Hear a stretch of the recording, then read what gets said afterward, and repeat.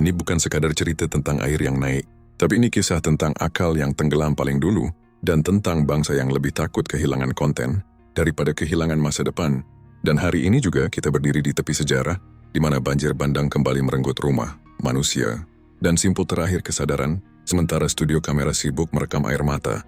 Bukan akar persoalan. Sumatera dan Aceh kembali luluh lantak, rumah hanyut seperti kertas, ribuan nyawa kehilangan arah, dan ribuan hektar tanah berubah menjadi kuburan lumpur. Namun yang lebih mengerikan bukan airnya, melainkan diamnya nalar dan riuhnya pencitraan. Seakan tragedi ini hanyalah episode lanjutan drama tahunan yang berjudul Bencana Nasional Season Baru dengan aktor lamanya. Chico Blade menyebut babak ini sebagai simfoni malapetaka yang dirancang. Mari kita buka data dan faktanya, di mana angka yang berdarah dan sengaja ditimbun. Menurut Forest Watch Indonesia pada tahun 2024, dari 6 juta hektar hutan Sumatera lenyap dalam 2 dekade, ditumbangkan bukan oleh badai, tetapi oleh mesin yang diberi karpet merah legalitas. Sementara dari World Resources Institute menemukan, dari 85% titik banjir ekstrim berada di sekitar konsesi sawit, tambang nikel, dan wilayah deforestasi intensif. Kemudian BNPB mencatat 23% kerusakan tambahan pada das utama dalam 5 tahun terakhir. Lalu dari KLHK sendiri merilis data bahwa lebih dari 3.900 izin konsesi aktif dan menempati kawasan hulu dan penyangga air. Namun tak satu pun pejabat mau mengakui bahwa izin itu adalah blueprint dari bencana yang sedang ditonton dunia. Dan di Aceh, WALHI atau Wahana Lingkungan Hidup Indonesia mendata, lebih dari 400 izin usaha ekstraktif masih aktif di zona merah ekologi. Dan laporan KPK pada tahun 2022 menyebut, 1 dari 3 izin tambang tumpang tindih dengan kawasan lindung. Maka ini bukan murka langit, tapi ini kemarahan bumi terhadap manusia yang pura-pura suci, tapi hidup dari perusakan. Maka jangan heran di balik kejadian ini, ada kenyataan yang sengaja dilapisi kabut. Semuanya tampak seperti konflik donatur. Padahal itulah cara paling halus untuk mengalihkan pandangan publik dari fakta yang lebih pahit daripada aroma lumpur pasca banjir. Fakta pertama, bantuan tumpang tindih karena ego lembaga. Lembaga negara dan lembaga sosial sebenarnya menerima peta logistik yang sama. Namun sebagian memilih bekerja sendiri, bukan karena efisiensi, melainkan karena ingin mengklaim siapa yang paling cepat dan paling peduli. Sementara data dari BNPB menunjukkan tumpang tindih pendistribusian yang menyebabkan satu desa kebanjiran mie instan, sementara desa lain tak dapat apa-apa selain doa, sehingga masyarakat melihatnya sebagai drama donatur, padahal yang terjadi adalah sistem komunikasi yang sengaja dibuat kabur untuk menjaga panggung masing-masing. Sementara pada fakta kedua, dikenal dengan protokol seremoni yang menghambat bantuan nyata, di mana truk bantuan milik lembaga negara sering tertahan karena menunggu pejabat yang ingin ikut tampil di kamera. Di internal mereka ini, dikenal sebagai mandatory visibility, sebuah jargon dingin yang artinya sederhana, tanpa foto tidak ada laporan, dan tanpa laporan tak ada anggaran lanjutan. Sementara di sisi lain ada warga menunggu dengan pakaian basah dan trauma. Dan fakta ketiga, donatur mandiri dijadikan kambing hitam. Banyak relawan lapangan sebenarnya sudah dilaporkan sebagai pengganggu distribusi, padahal mereka lah yang mengisi kekosongan. Saat regulasi terlalu lambat, bahkan beberapa diintimidasi secara halus, ditanya izin, ditanya sumber dana, ditanya afiliasi. Dan itu bukan demi keamanan, tapi demi memastikan tidak ada yang terlihat lebih efektif dari institusi yang seharusnya menjadi garda terdepan. Dan inilah politik kecil yang menyamar sebagai prosedur. Lanjut pada fakta keempat, kontenisasi penderitaan, di mana setiap bantuan datang membawa kamera, setiap kamera membawa narasi, dan setiap narasi membawa agenda. Bahkan beberapa keluarga korban dipaksa mengulang adegan penerimaan bantuan karena angle pertama dianggap kurang menyentuh, sehingga psikologi publik kemudian diarahkan untuk percaya bahwa semua pihak sedang bekerja keras, padahal yang bekerja keras justru korban itu sendiri, yang mencari sisa hidup di antara puing-puing. Dan terakhir fakta kelima, akar bencana disembunyikan, di mana ketika mata publik sibuk menilai siapa donatur yang paling heroik, maka tak ada yang benar-benar bicara soal illegal logging, pembangunan serampangan, dan perizinan tambang yang diasisi dalam gelap. Drama donatur bukan konflik moral, melainkan tirai tebal yang menutupi panggung besar tempat aktor-aktor utama, penguasa izin dan pemilik modal yang menghilang dari frame kamera. Maka ketika orang melihat dua donatur seolah bertengkar, sebenarnya yang bertengkar hanyalah kepentingan, bukan kemanusiaan. Dan banjir itu bukan hanya air yang mengamuk, tetapi sistem yang membusuk, serta drama yang sengaja diproduksi agar publik berhenti bertanya dari mana sebenarnya air kehancuran itu berasal. Dan yang paling lucu di antara fakta, ada kaum yang muncul dan haus panggung. Mereka bukan donatur, bukan korban, bukan penyintas, tapi mereka adalah pemburu rasa penting. Influencer dengan drone, seleb lokal dengan tim dokumentasi, organisasi yang menghitung jumlah like sebagai indikator kepedulian. Mereka mengulang dialog klise. Doakan saudara-saudara kita, lalu tersenyum ke kamera, seolah tragedi adalah latar belakang foto studi.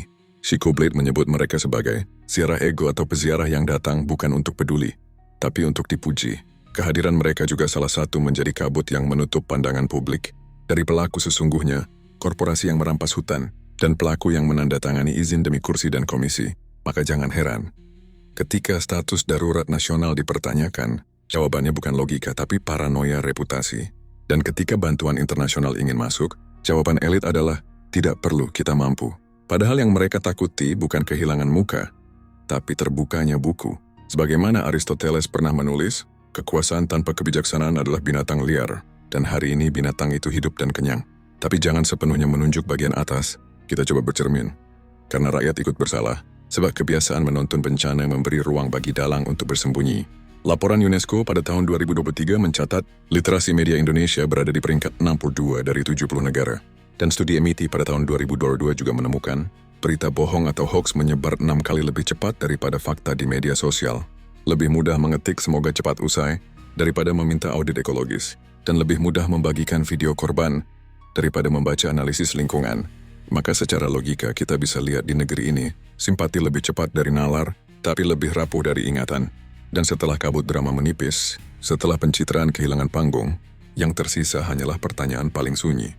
Lantas, bagaimana kita keluar dari lingkaran sesat ini? Dan di titik inilah kita butuh revolusi, bukan revolusi sorotan, bukan revolusi narasi, tetapi revolusi akal. Karena perubahan sejati tidak lahir dari kamera yang sibuk merekam, melainkan dari keberanian menatap cermin. Dan mengakui bahwa kita semua adalah serpihan dari masalah itu sendiri. Maka langkah pertamanya adalah reformasi ekologi nasional. Perbaikan dimulai dari hulu, bukan dari panggung konferensi pers. Kita butuh negara yang berani membuka peta luka geografisnya sendiri. Publikasi real-time peta konsesi hutan dan tambang, seperti standar WRI dan C4, agar rakyat tak lagi buta terhadap siapa yang merobek paru-paru bumi. Lalu moratorium total perizinan di hulu das prioritas, sebuah rem darurat yang menahan kerakusan sebelum tanah runtuh lagi, dan penegakan hukum yang tak lagi berdasar opini, melainkan forensik ekologi atau ilmu yang membaca jejak kriminal di tanah, sungai, laut, dan udara. Karena itu lebih jujur daripada pidato pejabat. Lanjut langkah kedua, pendidikan logika dan literasi. Psikologi manusia mudah dipermainkan ketika akalnya rapuh. Karena itu, sekolah bukan sekedar tempat hafalan, melainkan tempat menajamkan peradaban. Kita butuh kurikulum yang menanam critical thinking, etika lingkungan, dan filsafat dasar, agar generasi baru tak hanya pandai mengutip, tapi juga berani bertanya. Pendidikan keagamaan harus kembali ke akarnya. Nalar sebagai cahaya, bukan simbol sebagai panggung, dan pelatihan literasi digital nasional bersama UNDP dan Kemendikbud agar rakyat tak mudah terjebak ilusi yang dikemas rapi. Langkah ketiga, akuntabilitas pemerintah. Negara kuat bukan negara yang sibuk membela diri, melainkan yang siap diaudit tanpa gemetar. Audit independen untuk izin tambang dan perkebunan, laporan triwulanan tentang kondisi hutan dan das, serta sistem whistleblower yang dilindungi hukum. Karena ini bukan sekadar kebijakan, tapi ini fondasi moral yang menahan agar kebenaran tak kembali dikubur. Langkah keempat, regulasi konten kemanusiaan. Kita harus menyelamatkan martabat sebelum menyelamatkan citra. Larangan eksploitasi korban, standar etika dokumentasi bencana, dan sanksi bagi informasi yang tidak terverifikasi adalah pagar agar luka manusia tak lagi dijadikan alat branding oleh siapapun yang haus tepuk tangan. Langkah kelima, donasi transparan dan terkurasi. Kebaikan tanpa akuntabilitas bisa berubah menjadi manipulasi. Karena itu kita butuh platform audit publik, sistem rating integritas organisasi, dan pengawasan masyarakat berbasis open data civic tech.